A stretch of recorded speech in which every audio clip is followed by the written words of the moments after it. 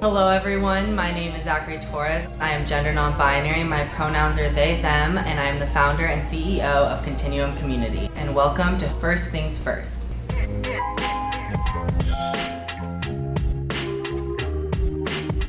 So we're gonna break down the difference between sex and gender because no, they're not the same. And yes, I promise I'm telling the truth.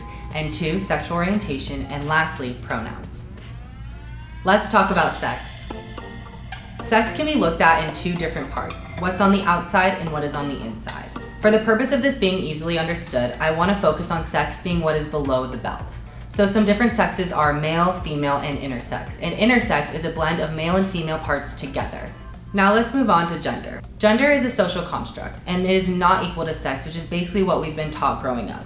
Gender has nothing to do with what's below the belt, it has everything to do with what's in your heart and how you identify as a human being. Being male does not necessarily mean that you're a man, and being female doesn't necessarily mean that you are a woman. There are many different gender identities and all of them are valid. Some include man, woman, non-binary, gender fluid, gender non-conforming, and they all deserve to be heard and respected.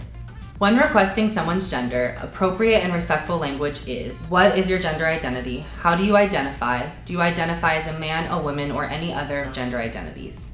So if you are in an administrative place or you're requesting someone's gender, make sure you're not mixing that up with sex. So asking someone's gender and then giving options of male and female is not correct. Next on the agenda is sexual orientation. Sexual orientation is fluid, and I think that is very important to bring up because sexual orientation can change as someone grows and develops. I think the main thing I want to say here is that because sexual orientation is so personal, don't project a sexual orientation on someone or a label that they don't identify with. I am not a man, so I wouldn't categorize my sexuality as gay because being gay means that two men are attracted to each other. Right now, we're in a different territory, we're all learning and growing, so for me personally, I find it easiest to describe my sexuality by who I am attracted to, and I encourage you all to do that as well. Next on the agenda, super excited, are pronouns. When someone tells you their pronouns, they're basically saying how they want to be referred to.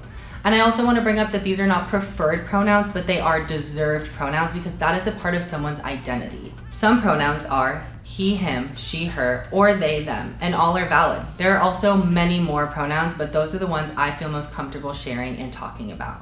Something that always comes up when I share my pronouns are that they and them are plural. And yes, you are right, they and them are plural indefinite pronouns, but those indefinite pronouns can be used to describe a singular individual who does not identify with he, him, or she, her.